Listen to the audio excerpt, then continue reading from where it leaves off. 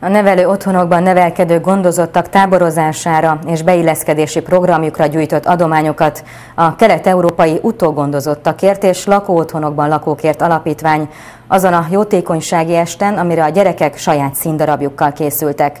Az alapítvány ugyanis nem csak táboroztatással segíti az állami gondozott gyerekeket, hanem családban felnőtt önkéntesekkel segíti a társadalmi beilleszkedésüket. Nehéz feladat vár rá, amelyet egyedül nem tudsz teljesíteni. A nagy feladatot most nem lehet egyedül teljesíteni.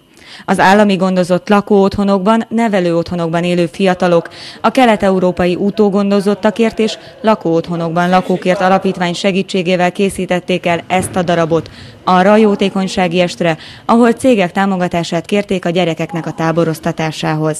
Mi állami gondozott gyerekekkel foglalkozunk, és évközben táboroztatjuk őket, illetve ilyen életmódprogramokat szeretnénk bevinni a lakásotthonokba, és ezeknek a táboroknak az éves költségvetését szeretnénk fedezni ezzel a jótékonysági esttel. Az önkéntesek nem csak nyári táborokban és kirándulásokon segítenek a társadalomról keveset tudó gondozottaknak, hanem a beilleszkedésükben is támaszt nyújtanak.